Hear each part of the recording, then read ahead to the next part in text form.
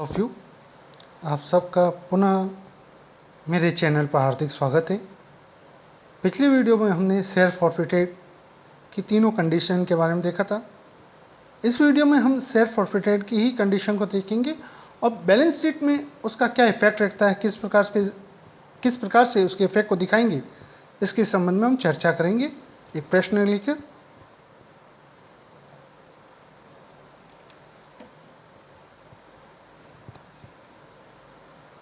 जैसे हमारे पास ये प्रश्न है, A limited issue 10,000 equity share of 10 each at premium Rs 2 rupees per share and 1,000 10% preference share of 100 each at a premium of 20%.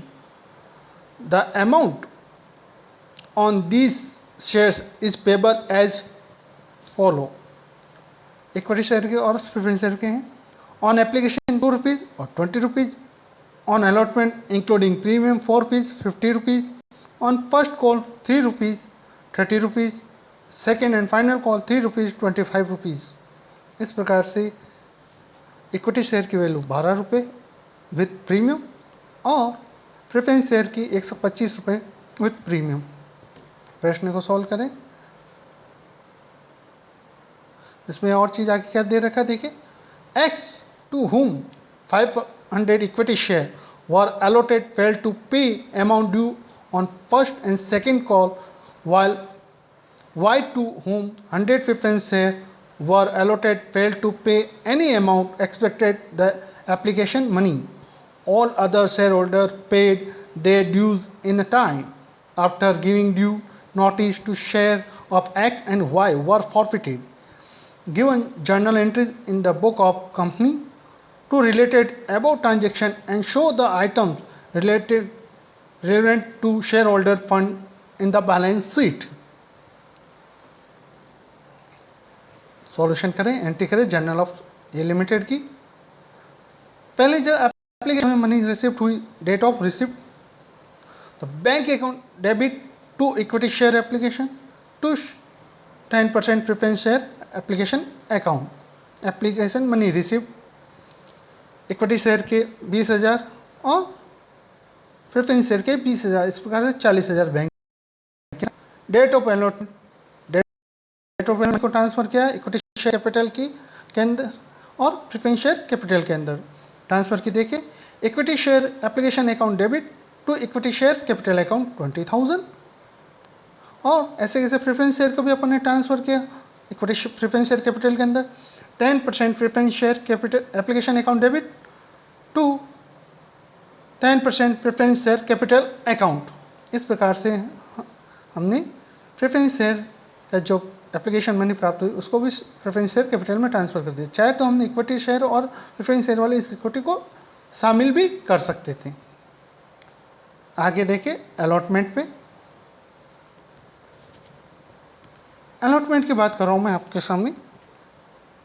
On allotment equity share allotment account debit to equity share capital account to security premium account.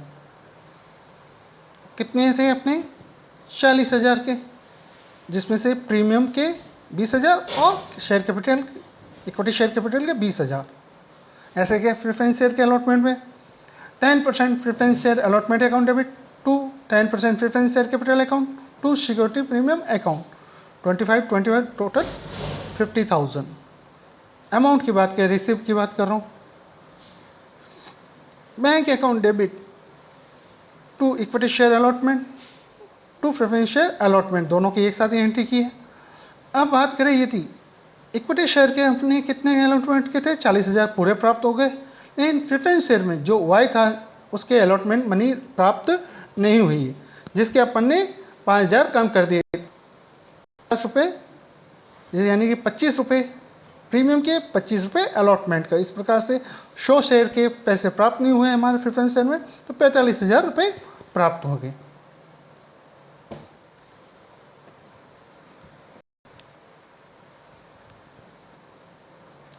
फिर अपने call की first call की बात करें, equity share first call account debit to और 10% preference share first call account to equity share capital account to 10% preference share capital account 30,000 दोनों में 30,000 bank जब रिसिप्ट प्राप्त होगी, फर्स्ट कॉल की बात करें, bank account debit 55,500 to equity share first call account debit 28,500 और to preference share first call 27,000।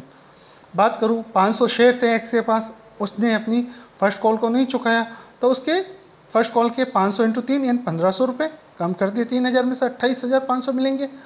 और वाई अब जिसने फर्स्ट कॉल को नहीं चुकाया उसके 100 रुपये इंटू 30 यानी 3,000 रुपये कम हो गए, 27,000 रुपये प्राप्त हुए। तो टोटल बैंक में प्राप्त हुए हमें फर्स्ट कॉल से 55,500 रुपये।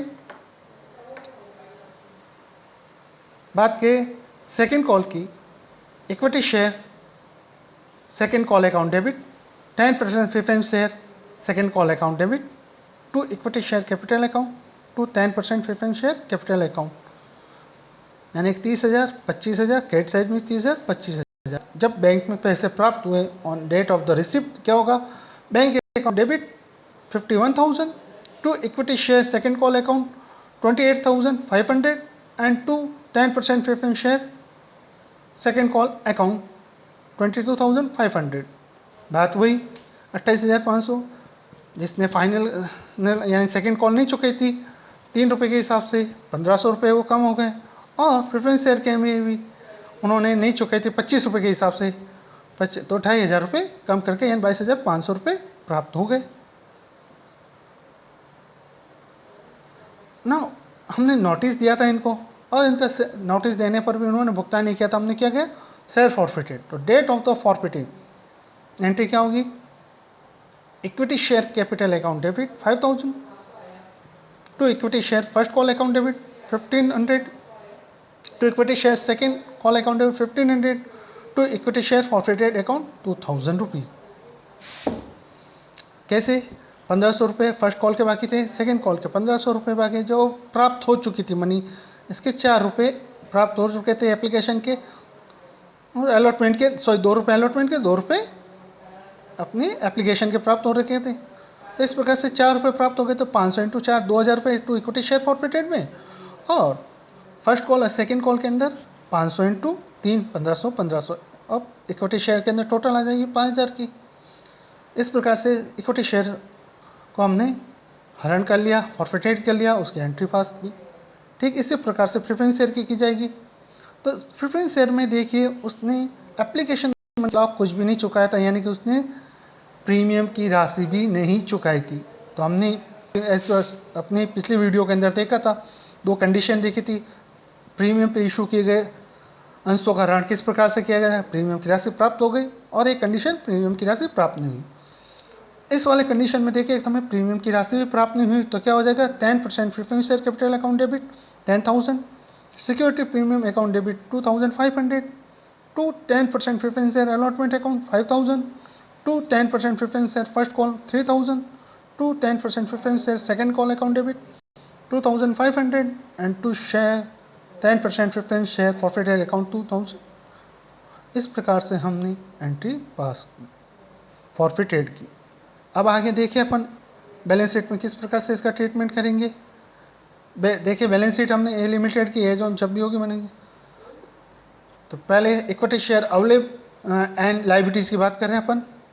शेयर होल्डर फंड में फर्स्ट आएगा शेयर कैपिटल में, ऑथोराइज कैपिटल का जो भी है वो बता दिया अपन ने, 10% शेयर ऑफ 100 ईच, और equity share of 10 each. Issued क्या हुई हमारे पास, 1,000 इक्विटी प्रेफरेंस शेयर को 10% में वो 100 के हिस्से 1 लाख रुपये अपन ने लिख दिया। 10,000 इक्विटी शेयर हमने इशूड की थी 10 रुपये के हिसाब से 1 लाख हो गया। सब्सक्राइब जो हमें हुई है, हमें जो प्राप्त हुआ 900 शेयर का ही मिला, 100 शेयर का हमने फॉरफिटेड कर लिया था। तो 900 10% preference share of 100 each fully paid up 90,000 rupees हो गया। Add balance of preference share forfeited account 2,000, total 92,000 rupees ले लिया अपन ने। इक्विटी शेयर की बात करूँ, हमने 9,500 शेयर को ही इशू किया फुली पेड अप 10 रुपीज़ के हिसाब से, जो 500 शेयर हमने फॉरफिटेड कर दिया था, तो 95,000 95,000। Add balance of equity share forfeited account 2,000, total 97,000 इसको बाहर ले लिया। रिजर्व एंड सरप्लस की बात करूँ, सेकेंडरी प्रीमियम अकाउंट 42,500। इस प्रकार से कोई भी फॉरफिटेड हुआ है उसका बैलेंस को अपन बैलेंस शीट के अंदर जो सब्सक्राइब कैपिटल है उसके अंदर ऐड करेंगे। आशा करता हूँ वीडियो आपको पसंद आया होगा। लाइक और सब्सक्राइब नहीं करना भूलें। अगले वीडियो में आपकी फिर मुलाकात होगी। जब तक के लिए धन्यवाद।